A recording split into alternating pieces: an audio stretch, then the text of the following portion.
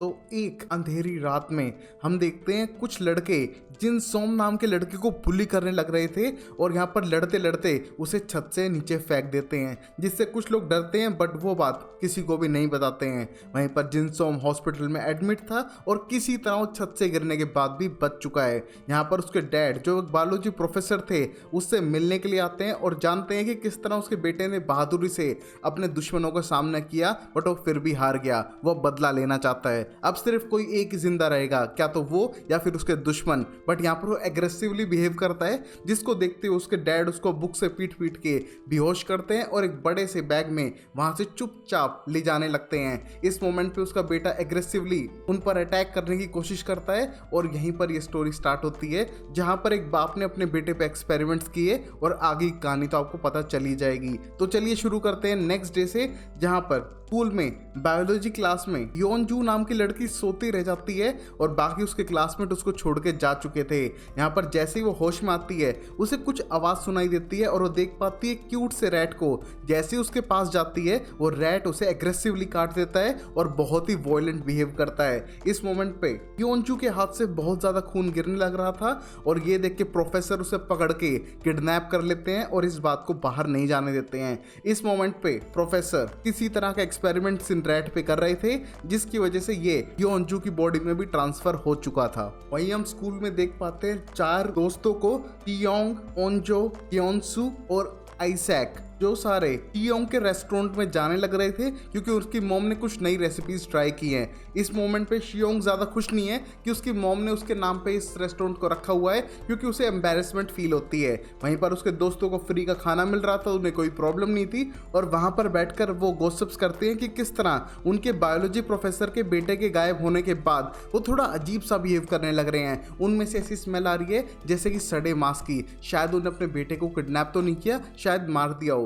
ऐसी बातें करने पे ओंजू को लगता है कि कुछ ज्यादा ही फेंके जाने वाली बातें हैं, असली में ऐसा कुछ नहीं होगा। शायद वो डिप्रेस होंगे क्योंकि उनके बेटे को बहुत ज्यादा स्कूल में बुली किया जाता था और वो कुछ भी नहीं कर पाए। और वहीं अब अगले दिन हम स्कूल में उन्हीं कुछ बुलीज को देख पाते हैं जो क्वायन एंड इंजुन को तंग किया जा रहा था, क्योंकि उनने बाकी बुलीज का नाम दे दिया था कि उनने कहीं ना कहीं बुली किया था जिनसुन को, और यहाँ पर उन्हें पनिश कर रहे हैं, अब्यूज कर रहे हैं और उनकी गलत गलत वीडियो भी बना रहे हैं। जिसको रोकने के लिए टू योक जो हेड बॉय है आकर उन्हें बचाता है और इन पुरानी गैंग का वो मेंबर भी था, बट अब वो ग्रो अप हो चुका है और वो दूसरे बच्चों की हेल्प भी करता है। यहाँ पर उन दोनों को बचा के ले जाने का ट्राई कर रहा था, बट अभी भी उन बुली के पास बहुत सारे ब्लैकमेलिंग के लिए प्रूफ्स हैं, तो ये दोनों जाने से मना करते हैं। बट यहाँ पर सुयोक वॉर्न करते हुए जाता है पुलिस को कि अब उन्हें ग्रो अप हो जाना चाहिए, इस तरह दूसरे को तंग करने से कुछ भी नहीं मिलेगा।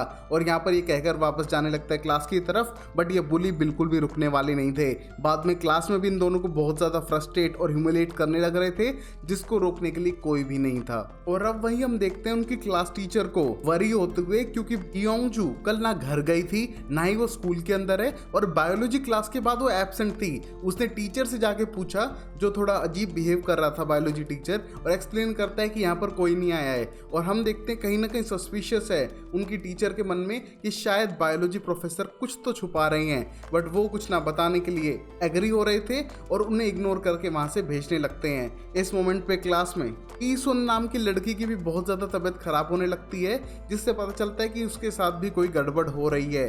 वहां पर सब लोग वरीड थे कि स्कूल में इतनी सारी गड़बड़ चल रही है, इसके पीछे कौन हो सकता है, शायद उनका बायोलॉजी प्रोफेसर। बट तभी योंगजुन बायोलॉजी लैब से एस्केप करके सीधा भागते हुए क्लास में आती है और अपनी टीचर को बताती है कि किस तरह उनने उसे किडनैप कर लिया था।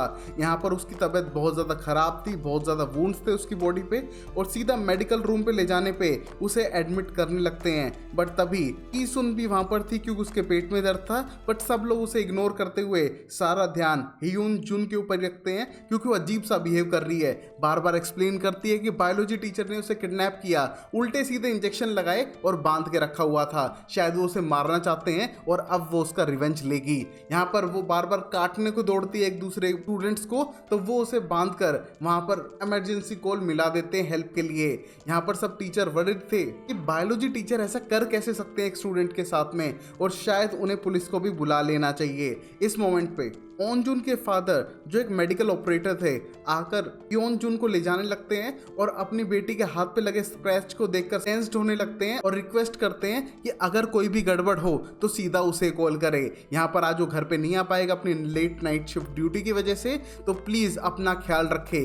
यहाँ पर ओन जुन अपने डैड को गुड बाय कहने के बाद शुयो के साथ वापस ऊपर जाने लगती है और उसको बाहर डेट के लिए पूछती है।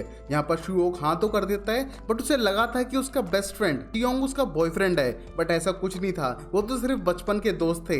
बट हमें पता चलता है कि शियोंग ओनजू को बहुत ज्यादा पसंद करता है बट कह नहीं पाता है, बेस्ट फ्रेंड बन के रह चुका है। और यहाँ पर ओनजू हेड बॉय पे क्रश खाए हुए और उसको डेट के लिए पूछ चुकी थी। यहाँ पर अपने दोस्त से भी ये सब शेयर करने लगती है और इस मोमेंट तक शियोंग को इसके बारे में कुछ भी नहीं पता है। और वहीं बायोलॉजी प्रोफेसर को पता चल चुका था कि ओनजू को यहाँ से लेकर जा चुके हैं और बाकी टीचर उससे इन्वेस्टिगेट करने लगते हैं। उसके पास टाइम नहीं है रुकने का बल्कि रोकने का हियोनजू को इस वायरस को स्प्रेड करने से, बट उसे कोई जाने ही नहीं देता है और प्रिंसिपल ये बात चाहता है कि ये बात दबी रहे।